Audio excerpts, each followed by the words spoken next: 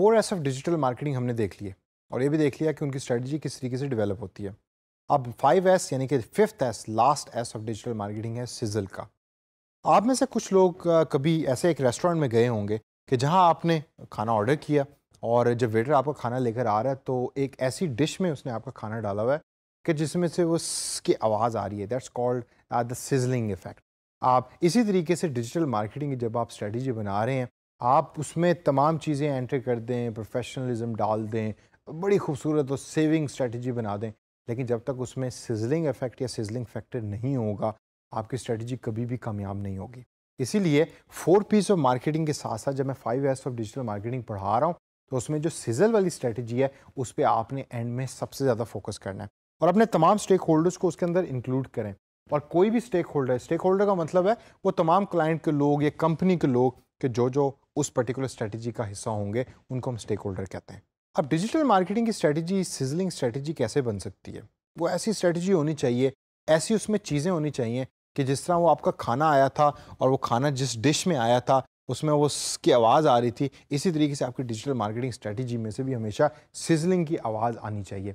जितना आपका digital marketing strategy sizzle करेगा, उतना ही ज़्यादा आपका यूज़र बढ़ेगा, उतना ही ज़्यादा कंटेंट आपका पॉपुलर होगा और पॉपुलर होने के साथ साथ ज़्यादा से ज़्यादा यूज़र आपके पेज के ऊपर आएंगे और आपको प्रमोशनल चीज़ें भी मिलेंगी। अब मैं रिसेंटली अगर एक एग्जांपल दूं तो एप्पल ने अपना एक न्यू फ़ोन, आईफोन की नई सीरीज़ लॉन्च की है और उस सीरीज़ का जब वो फ़ोन लॉन्च हुए हैं तो उन्होंने वो फ़ोन्स डिफरेंट जो सेलिब्रिटीज़ हैं यूट्यूब के ऊपर उनको वो फ़ोन दिए हैं या उन सेलिब्रिटीज़ ने वो फ़ोन ख़रीदे हैं और उसके बाद अपने पेज के ऊपर जाके उन्होंने उसके रिव्यूज़ पोस्ट किए हैं। तो within a week millions of views लोगों ने दिए हैं उन वीडियोज़ को कि जिन्होंने आईफोन को रिव्यू किया है या आईफोन की अनबॉक्सिंग वीडियो को यूट्यूब के ऊपर अपलोड किया है। तो इसी तरीके से वो जो कंटेंट पोस्ट कर रहे हैं उसके अंदर डिफरेंट टर्न्स हैं, डिफरेंट ट्विस्ट हैं। हर जो यूट्यूबर है उसने एक नया फ्लेवर उस अनबॉक्सिंग वीडियो के अंदर डाला हुआ है। फ़ोन भी सेम है, बॉक्स भी सेम है, हर चीज़ सेम है, लेकिन वो जो सिजलिंग इफेक्ट है वो हर यूट्यूबर का डिफरेंट है। अनबॉक्स थेरेपी नाम का एक चैनल है जिसकी मैं अक्सर एग्जांपल देता होता हूँ। उसकी अगर आप कभी भी अनबॉक्सिंग देखें, अनबॉक्स थेरेपी, उसकी अनबॉक्सिंग मुझे बड़ी पसंद है। तो उसका एक अपना एक स्टाइल है चीज़ों को अनबॉक्स करने का, टेक्नोलॉजी आइटम्स को अनबॉक्स करने का, और बहुत सारे लोग उसके चैनल को व्यू भी देते हैं और उसकी जो वीडियोस पोस्ट हो रही होती हैं उसको देख भी रहे होते हैं। अब जब भी आपने सिजलिंग स्ट्रेटजी बनानी है तो उसमें कौन कौन से एलिमेंट्स हैं या कौन कौन से ऐसे फैक्टर्स हैं कि जिसको आपने ज़हन में रखना है। सबसे पहला और मोस्ट इंपॉर्टेंट है कि ऑलवेज इंट्रोड्यूस न्यू एलिमेंट्स।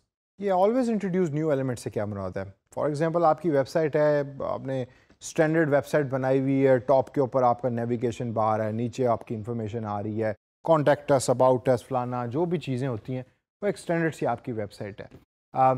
उसको चेंज करें, उसमें नए एलिमेंट्स लेकर आएँ, देखें डिफरेंट वेबसाइट्स को कि आजकल लोग क्या देखना चाह रहे हैं।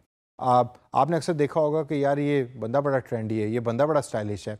क्यों? क्योंकि लोग स्टाइलिश और ट्रेंडी चीज़ों को देखना चाहते हैं, उनको समझना चाहते हैं, उनको पढ़ना चाहते हैं और डिजिटल एनवायरनमेंट में सिजलिंग इफेक्ट हमेशा ट्रेंडी चीज़ों को लेकर ही आएगा।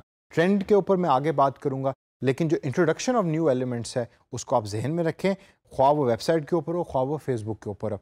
अपने नए एलिमेंट्स लेकर आएँ, नई चीज़ों को लेकर आएँ। आप हो सकता है आपके वेबसाइट को किसी ने लॉगिन किया है, उस पे वेबसाइट के ऊपर विजिट किया है तो एकदम एक ऐड चलना शुरू हो गई है। डीजी स्किल्स की अगर आप वेबसाइट को देखें तो आप नोट करें, जब आप digiskills.pk लिखते हैं तो जो मेन पेज, जो लर्निंग पेज आपका होता है उस पर पीछे एक वीडियो चल रही होती है, उसकी ऑडियो तो नहीं आ रही लेकिन वो वीडियो आ रही है, तो वो एक बड़ा अच्छा आपको एक इफेक्ट दे रही होती है। That's a new element which they have added in the website. Second point जो है वो है एक्साइट एंड एंटाइस। अपना जो यूज़र है उसको एक्साइट करें। वो चाहता है कि वो आपके कंटेंट को पढ़े, वो चाहता है कि वो आपके कंटेंट को देखे, उसको रेगुलरली विजिट करे, लेकिन अगर उसमें कोई एक्साइटमेंट नहीं है तो वक्त के साथ साथ कोई ना कोई ऐसा आपका कंपेटिटर आ जाएगा कि जो उसी कंटेंट को अच्छे तरीके से एक्साइटमेंट के साथ प्रेजेंट कर रहा है, और जब वो करने लग जाएगा तो आपका यूज़र फिर आपसे हट के उस पर्टिकुलर नए यूट्यूबर या नए फेसबुकर के पास चला जाएगा और आप अपना यूज़र जो है वो खो देंगे। और एक दफ़ा यूज़र जब आपका चैनल खो रहा है तो it's very difficult to bring back that user. जो मैंने आपको पहले भी एक सेशन के अंदर एग्जांपल दी थी, वो पेज कि जो लिंक पोस्ट करता था और जब भी मैं उस लिंक पे क्लिक करता था तो वो कंटेंट रेलेवेंट नहीं होता था जो उस लिंक में लिखा होता था। तो इसी वजह से जब भी कोई चीज़ आप बना रहे हैं तो उसमें सिजलिंग इफेक्ट डालने के लिए हमेशा एक्साइटमेंट का फैक्टर हो, एंटाइसमेंट का फैक्टर हो, लोगों को आप बताएं कि ये चीज़ जो हम कर रहे हैं हम खुद भी एक्साइटेड हैं करने के लिए। अगर आपने कोई वीडियो लॉग बनाते हैं, आप वी लॉगर हैं और आप गिलगित बल्तिस्तान गए घूमने फिरने के लिए, तो आपके वीडियो से लगना चाहिए कि ठीक है वो जगह खूबसूरत है लेकिन आप खुद भी एक्साइटेड हैं वहाँ, और उस वीडियोस को लोग देखें, उसका कंटेंट फ्रेश होना चाहिए और लोग उसको देखकर ये चाहें कि यार हम भी उस एरिया को विजिट करें और हम भी उसकी ब्यूटी के साथ या ब्यूटी से मुस्तफीद हों। तीसरे नंबर के ऊपर ब्रांडिंग।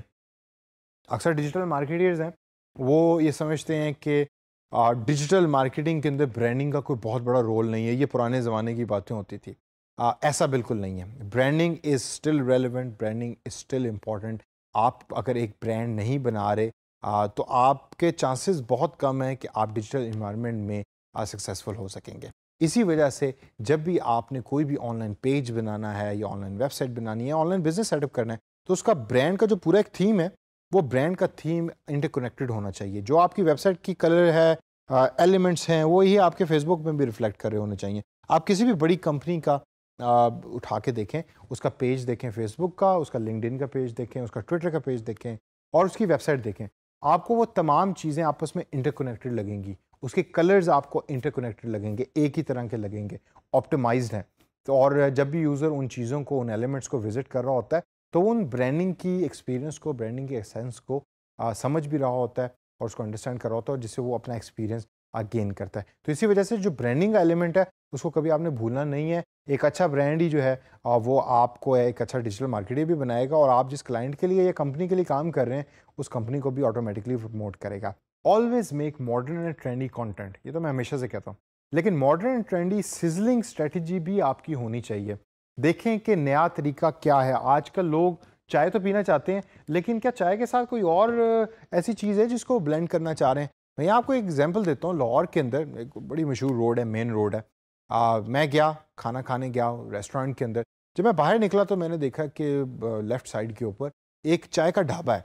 वो एक नॉर्मल ढाबा है जिसमें प्याली के अंदर वो चाय को सर्व करते हैं, लेकिन उनकी सर्विंग स्टाइल इतनी अच्छी थी कि मैं वहाँ गया और मैंने 200 रुपये चाय के कप के पे किए।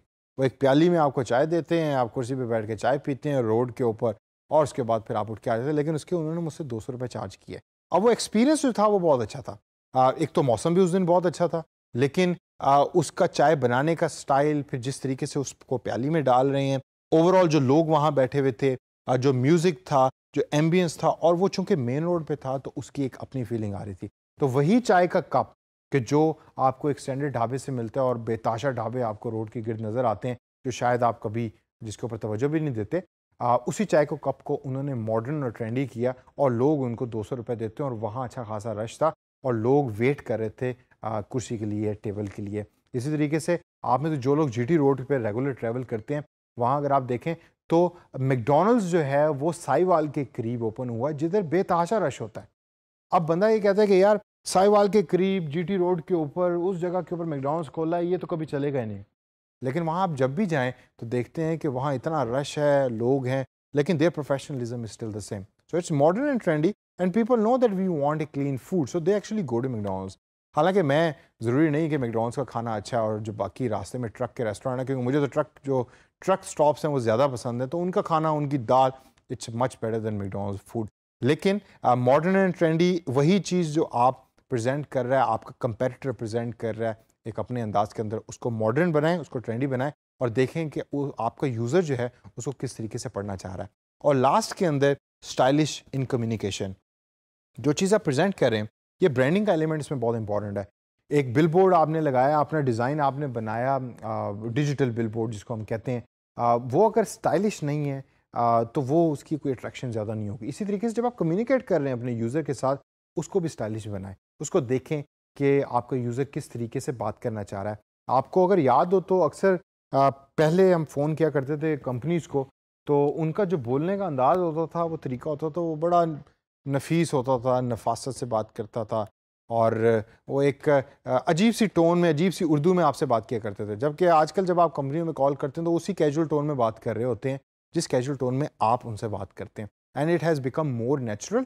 आप वो स्टाइलिश नहीं है लेकिन नेचुरल है, और नेचुरल स्टाइल ही आपने अपनाना है और उसको अडॉप्ट करना है। और जब आप तमाम चीज़ें कर लेंगे तो सिजल इफेक्ट ऑटोमेटिकली वक्त के साथ साथ क्रिएट होना शुरू हो जाएगा। और सिजल इफेक्ट जब क्रिएट होगा तो आपका यूज़र आपके प्लेटफॉर्म पे रहेगा भी, वो नए यूज़र्स को भी लेके आएगा और ऑटोमेटिकली आपका डिजिटल मार्केटिंग प्लान सक्सेसफुल हो जाएगा।